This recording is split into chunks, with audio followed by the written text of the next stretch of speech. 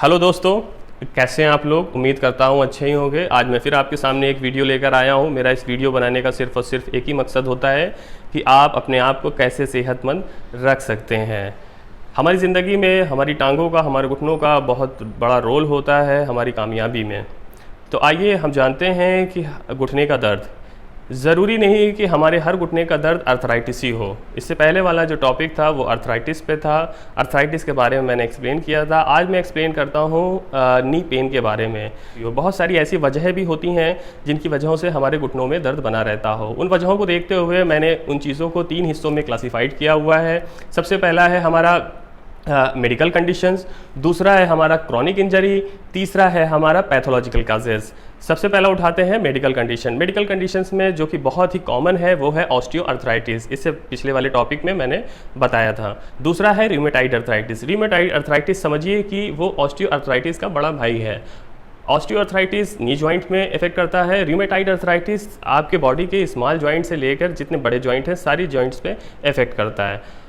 दूसरा है हमारा क्रॉनिक इंजरी। मैंने इन चीज़ों में सिर्फ होती तो बहुत सारी प्रॉब्लम्स होती हैं जो कि बहुत ख़ास हैं, जो मिल जाती हैं, उनको मैं बताता चल रहा हूँ आपके सामने। जो करोड़ों में होती हैं, 10 लाख में किसी को एक होती है, उसको मैं एक्सप्लेन नहीं करना चाहता। दूसरा है हमारा क्रॉनिक इंजरी। क्रॉनिक इंजरी में हम देखेंगे कि हमारे घुटने का फ्रैक्चर हो जाता है। होने के बाद जब हड्डियां ठीक तरीके से नहीं बैठ पाती हैं, जिसकी वजह से हमारे घुटनों में दर्द बना रहता है। दूसरा हमारा है कि घुटने की इंजरी हुई हो, इंजरी इस हद तक हुई हो कि उसमें लिगामेंट इंजर हुए हो। लिगामेंट में एक लफ्ज़ में बताता चलूँ कि हड्डी को हड्डी से जोड़ने वाली जो चीज़ होती है, जैसा कि मैंने एक वीडियो शॉर्ट में जल्दी से दिखाया है कि ये लिगामेंट है, क्रॉस करके आप देखेंगे बीच में, फिर साइड में लगा हुआ है, इसको हम लिगामेंट बोलते हैं। ये हड्डी को, ये जॉइंट को स्टेबिलिटी प्रोवाइड करते हैं।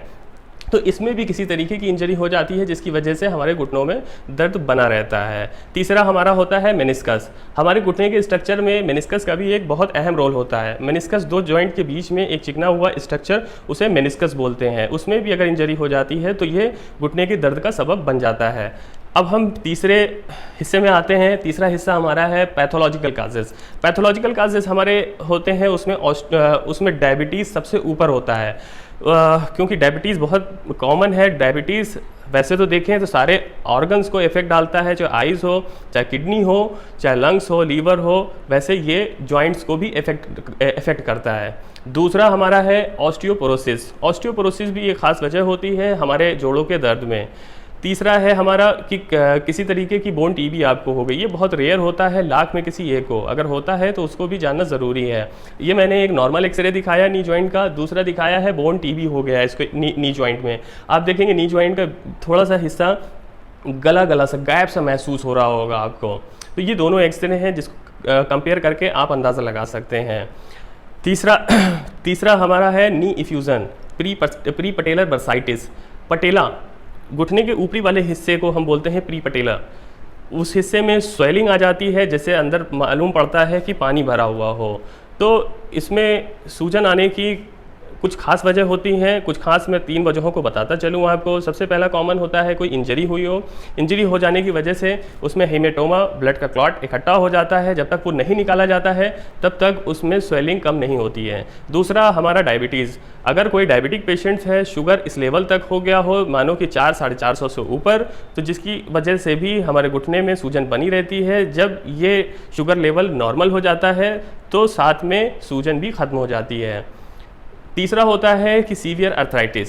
अगर पेशेंट सीवियर अर्थराइटिस है तो उसमें भी चांसेस होते हैं कि प्री पटेलर के हिस्से में फ्लूइड का कलेक्शंस हो जाना, तो उसको एस्पिरेट करने पर ही बेहतरी होती है। तो ये कुछ बातें थी जो मैंने आपको बताई, शायद समझ में भी आई होगी। मैं आपको कतई डराना नहीं चाहता, बस मैं ये चाहता हूँ कि आपको इन वजहों के बारे में पता चले।